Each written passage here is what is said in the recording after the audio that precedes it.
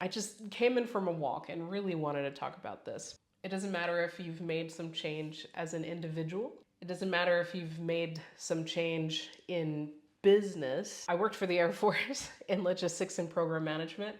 I love. I love being in the middle of all of this. Things. I do not want you to give up on desiring change because you have reasons. I don't care if it's in the workplace. I don't care if it's in your personal life. There are reasons that you want change. That is enough to give that a shot. To be really good, to be the expert at your job. It took a long time to develop you into a person, be the expert at that job. Why do we expect that I'm going to be that same level of productive, experienced, right into the job? We don't expect. I want to talk to you guys about change. Um, do you know how many people in the world are experiencing change right now? And it could be anything. It could be I've changed my job. It could be I've moved halfway across the country or to a different country. But the point is identity. When we are in the midst of change, the question is, am I intending to change my identity, or am I intending to change a piece of something else? Now, inevitably, either this change can influence whether we get to express more of our identity or not, but really, you want to make sure when you're going through change that you're affecting what you actually intend to affect. Let's use an example. As a young person, I was a telemarketer. And I can almost hear you.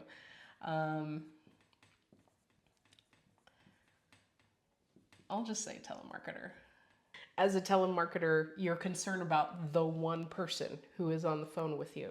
So it is very useful to use the skill that you have, all the information you have about what your stated job is, because sometimes the people are on the call for a purpose. There are reasons to be good at your job, because when you're receiving inbound calls, these people need something and you've got to know what's going on. When you're making outbound calls, there's a reason for it. I know, you've got to be millennial, elder millennial, or Gen X to understand telemarketing. But there's a purpose. There's a reason to be good at your job. I was good at my job. And I became, well, they had a different word for it, but I'm just going to use the word supervisor because it's more accessible to more people. Either you're on the front line and you're doing job and you have traits, tasks, things that you need to do. When you're a supervisor, you've got a lot of people who are doing these tasks. You've got to dip into a different skill set. I was very good at my job. I knew how to teach other people how to be good at my job. That wasn't actually, training was a supervisor thing, but when you could train people to say, oh, now I know what to do. Oh, I can do that job better. Oh, I'm better at my job and I like coming to work. Weird. So that became very useful. But after a while, I forgot what it was like to be in their shoes. And I started to give unreasonable expectations, things that could be achieved, but not for a long duration of time. I was very good at my job, but I pulled in some skill sets from my life that not everyone had. And so that would frustrate people. To go from here to here, I needed to turn off some traits and turn on some traits. Because if I had kept on that very special ability of being so present with the person I was on the phone with into this job, I found that I was paying attention to one person who was right in front of me. 5 other people were waiting for that same attention. They had 5 customers they had on the line that they needed to wait for me to help them get their own job done. I needed to modify the use of my skills to go from here to here and be really good here. New skill set. You know this, but let me show you in a different way. So let's say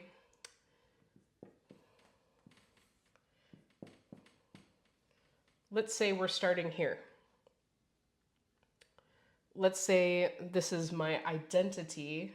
Yeah, let's just say this is we're going to focus on identity. Identity 1 has a geography. I grew up in Hawaii. It has a culture.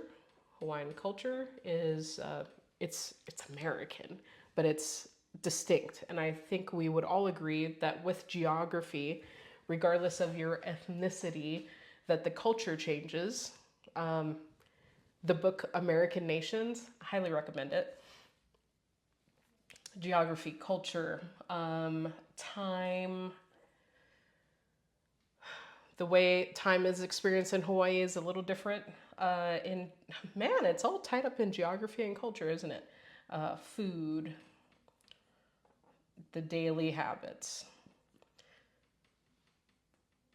If I'm changing my geography, so I went from Hawaii to West Virginia. Well, some places in between, but let's just say that. Went to Hawaii to West Virginia. Culture is different.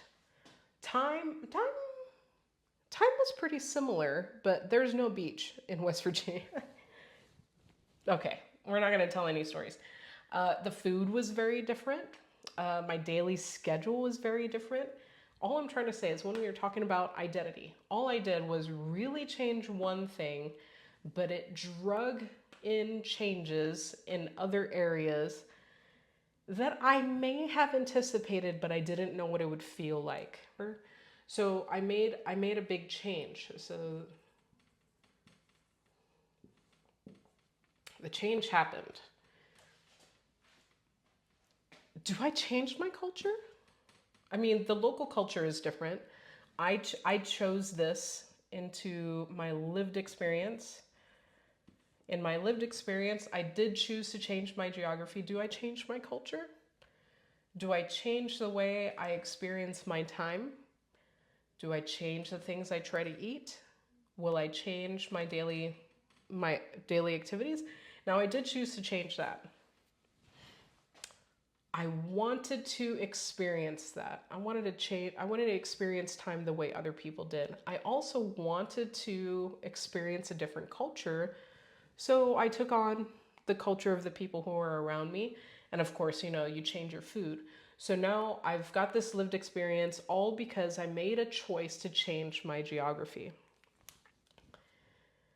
Now what happens? So now you try to talk to people. So communication.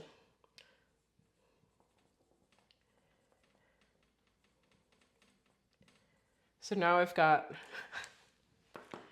we spoke a different language, Hawaiian Pidgin. We use certain kinds of vocabulary. All of the conversations for the people I talked to back home were in the mind frame of this. And I'm having conversations with them, with my family, in this realm. I'm trying to use this language, but all of these experiences have different vocabulary.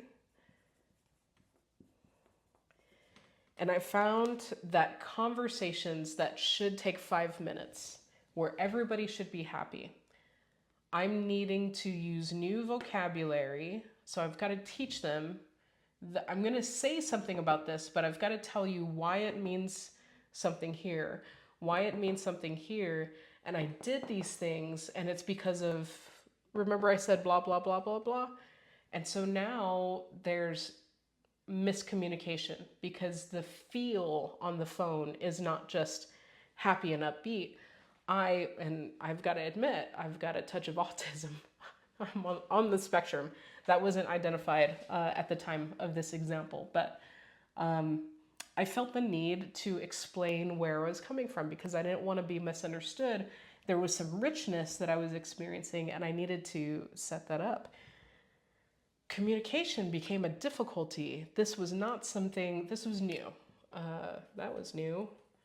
Oh, that was new. The time, yeah, I didn't anticipate that being as hard as I thought it would be. And, trying to fit the time around, my daily activities, there were difficulties there too. But I just didn't have the language, we didn't have the shared vocabulary to get on the same page. So that's one example. And I think some of you might relate to that. But let's take it to something completely different. Let's say we're talking about going from being a frontline worker to being management. Many people have already experienced this, but I'm talking about when you want to improve your life and your family's life, to go from here to here, to experience that change, you may also need to add a bachelor's degree. So you're going from frontline to getting your bachelor's, but there are some themes. When you're on the frontline staff, I'm pausing to see if this is something I can say outright, but there's an us versus them mentality. So them being management, leadership, people who get to make the actual decisions. When you're on the frontline staff and you've got an us mentality, there are other people who are doing the work with you. They may be in different departments, but they all get that we are given tasks, we do the tasks, and that's what we get. When my coworker is frustrated, I might try to figure out the problem even though it's not my job, and we make suggestions so that if my coworker can work a little happier, I can work a little happier, we can all have a great time together because we're in this together. When you decide that what I want to do for my family is enough, that I would like to be in that position, I'm going to do this. So reason is family, support friends who are my coworkers, money, why not? But there are some expectations. I'm going to go to management. I'm going to do this. I want this. There are reasons that I want it. It's for me. I want to do this. Your buddies are like, yeah, go get that. Or, yeah, good luck with that. You never know. But to get there, some people need to get a bachelor's degree. So in the midst of getting this bachelor's degree, you start to learn something.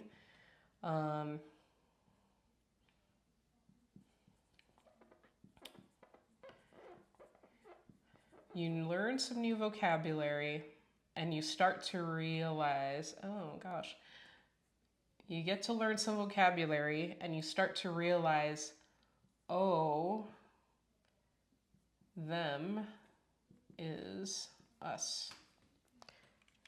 I'm just using the same words there. I realize that grammatically that doesn't make sense. But the them is us. Because now you start to see a larger system. This new realization changes your perspective. It also changes your vocabulary. And you're still here in this job, but you're starting to use the language of the people these people think they're competing with. Hey, man, we're all in this together, and you're starting to sound like them. Hey, man, you're starting to take their side on things. Who do you think you are? So now, remember I talked about in that other example, it became really difficult to have conversations because I did not want to be misunderstood. So I wanted to lay all these things out. But as I went into that, the people on the other end of the phone were saying, you're starting to sound like you're not one of us anymore. Oh, but I see where you're coming from, but them is us. What are you talking about? Have you been there? Have you heard this before?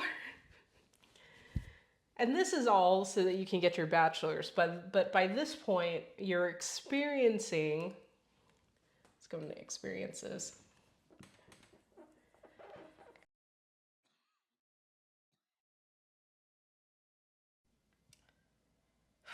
Miscommunication.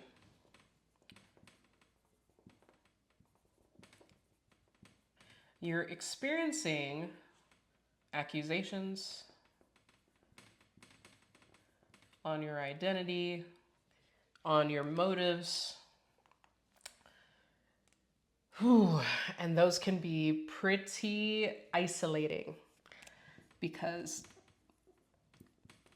you were doing it to support your coworkers in the first place. Hey, if one of us gets there, we can start making some decisions that'll make a lot of sense for us here on the front line. But hey, you're starting to sound like them. All of this training is turning you into them. What's going on here? And you're in the midst of change. You're just starting to experience this change. To really get there, what list of things needs to change about me? I've changed my vocabulary. I've changed the range of information that I have access to. How many things do I have to let go to be here? To get there, because that is your goal. You still, if this is starting to be questionable, supporting your coworkers, well, I'll still get some money and I'll still, do this for my family and I'm going to bring them back on board. I just need to get there first and then I can support them. I know we're miscommunicating right now, but I'm going to do this for them, even though there's a little bit of isolation, accusation. I'm going to work through that. I'm going to figure it out. I'm going to be the best in management that I can be. I'm going to do these things. Get your bachelor's, get your management. And then now you're living this experience. So now you're in this management role. And like I said with the other example, there are aspects of yourself that were really strong here that you needed to employ less frequently, because now there's a whole new list of skills that you need to learn to be really good, to be the expert at your job. May have taken years, decades, I don't know. It took a long time to develop you into a person who could be the expert at that job, even if it was just through high school. I mean, that's 4 years of learning to be something that would thrive here so that you could be here. So 48 years. Why do we expect that I'm going to be that same level of productive, experienced, right into the job? We don't experience that. Some people might, but what happens is you're starting to experience a whole list of responsibilities, expectations, culture that you did not know existed when you were here. There's a whole new level of isolation, a whole new level of accusations, because now you're in the role, and a whole new level of miscommunications. I went out for a walk and just decided to talk to you guys about these things. This change, these things, these experiences can give us a lot of pause into experiencing change, accepting change. Because I changed something once before and it brought me some things that I was not expecting, I did not like. Why would I change anything else ever? Or before I change, I'm going to want to know what this entire list is so that I can manage it as I'm experiencing the change. So I do not want you to give up on desiring change, because you have reasons. I don't care if it's in the workplace. I don't care if it's in your personal life. There are reasons that you want change. That is enough to give that a shot. I would like to talk with you about breaking down the change into smaller categories so that you can enter change at least knowing what you might experience as you go ahead. As you're actually going through and making the change, There's some flexibility that you'll need to go in. When new variables are introduced, you'll want to be able to flex and flow with them while you can have a little more anticipated control. Here, you've just got to move. I see it, there's a deadline, let me move with it, accept it, avoid it, whatever it is. And then once it's done, once you have this, there's a temptation in this example. Say you are management, you've got some, and there are more. There are more things that could happen. While you're here, there are more things that could happen. There's a temptation with, do I just go back? It was so much easier there. That perspective was so much easier. Or do I go like a absolute, why am I feel like dyslexia is getting the better of me today. Do I even chance yet another change? Because what could that bring? I'm not saying that once you get this thing that you should stop. I'm just saying that either like some people want to magnetize themselves back, some people want to go into a completely new role, but when you can break things down into, I have something that I want to avoid, and it's either before I've started to change, you might be in the middle of change right now, or you might have already changed, but there are new things that cropped up and you kind of want to keep it, but you want to talk that out. I just came in from a walk and really wanted to talk about this because it doesn't matter if you've made some change as an individual. It doesn't matter if you've made some change in business. So you might be a business. I don't know, it doesn't look like it, but I worked for the Air Force in logistics and program management. I love being in the middle of all of this because there are so many variables to look at. I also went from living in Hawaii to living in West Virginia, living in various places. I understand that geographic change and all of the things that can come into that. So I love, and that can be a lot of variables as well. Whether we're talking about your business, whether we're talking about you personally, I would love to talk with you about it. So message me if this sounds even interesting. One of the things I noticed,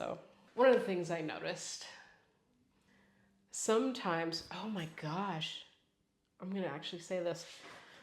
One of the things that I noticed, sometimes it's not just about the work. Sometimes it's also about things going on in our lives. But the workplace may not be the place where people really want to get vulnerable like that. I've spent 20 years in people care as a volunteer. And when I was in supervisory roles or leading from the middle or just trying to do some kind of mentorship, shoulder to shoulder mentorship, hearts are so important to me. I'm not trying to save anybody. I'm not trying to change you. It's just people are at their best when they're not struggling with what's going on with themselves. And working in an environment where people value their privacy, it was almost like a waiting game to wait for people to feel comfortable enough to say the things that they needed to say so they could be in that clear place with themselves and be at their just very personal best. I've now developed a way to help people with that, increasing power or reducing drag without them needing to share personal details with me. And this is something I would love to share with you. I'd love to do this for free because I feel like this is just a human trait. This is just something we're able to do. We've just not been teaching each other this. And so I'd like to teach it to you for free. So if that sounds interesting, again, I know that people value their privacy so much. I'm not going to ask you to comment below, but I will ask you to either direct message me or find your way over to my website and email me. All right. See you guys.